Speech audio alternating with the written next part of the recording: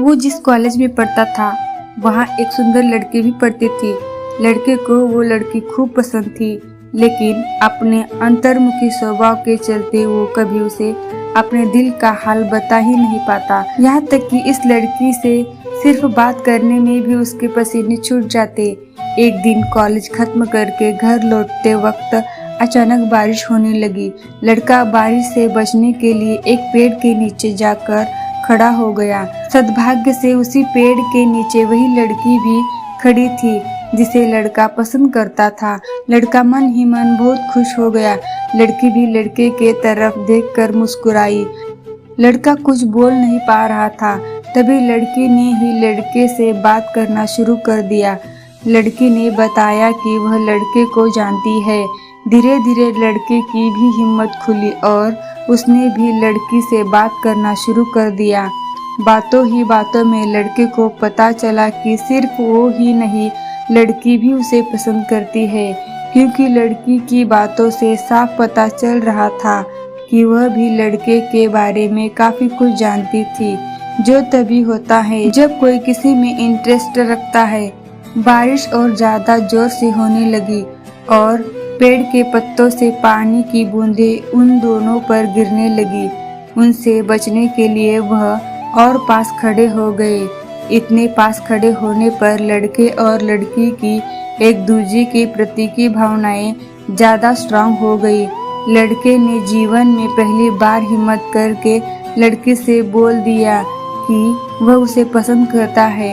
लड़की खुश हो गई और उसने भी यह बात मानी कि वह भी लड़के को काफी पसंद करती है।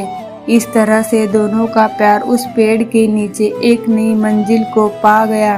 अब दोनों में उसी पेड़ के नीचे कई मुलाकातें होने लगी।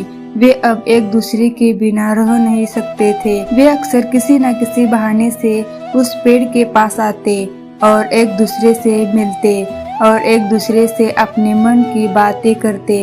एक दिन ऐसे ही प्यार भरी बातें करते करते लड़की ने लड़के से कहा कि वो अब उसके बिना नहीं रह सकती।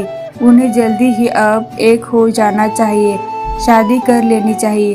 लड़के ने लड़की से वादा किया कि वह जल्दी ही इस बारे में अपने घर वालों से बात करेगा और लड़की को भी अपने फैमिली से बात करने के लिए कहा।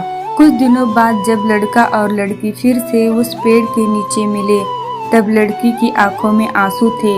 लड़की को इस तरह रोते हुए देखकर लड़का बहुत दुखी हो गया।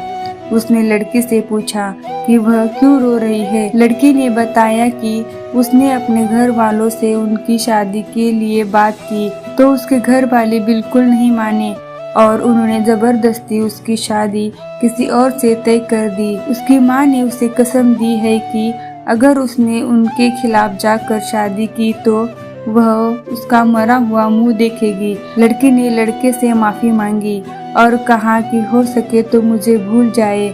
लड़का लड़की की बातें सुनता रहा और उसकी आंखों से आंसू बहते रहे। लड़के को रोते हुए छोड़कर लड़की अपनी आंखों में आंसुओं के साथ अपने घर लौट गई। लड़की की शादी तय हो गई। शादी का दिन आ गया। लड़की सज धज कर बैठी हुई थी, लेकिन उसके चेहरे पर कोई खुशी नहीं थी। तभी लड़की को एक पार्सल मिला जिसके ऊपर एक चिट्ठी भी थी। लड़की ने उस पार्सल से चिट्ठी को निकाला और उसे खोलकर पढ़ा। चिट्ठी उसकी प्रेमी यानी उसी लड़की की थी। चिट्ठी में लिखा था, तुम शादी कैसे कर सकती हो?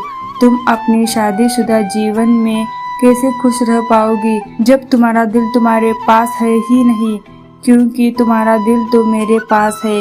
मैं तुम्हारा दिल लौटा रहा हूँ ताकि तुम अपने पति को भविष्य में प्यार कर सको और तुम्हारी शादीशुदा जिंदगी अच्छी चले। लड़की ने उस पार्सल को खोला और देखकर वो बेहोश हो गई।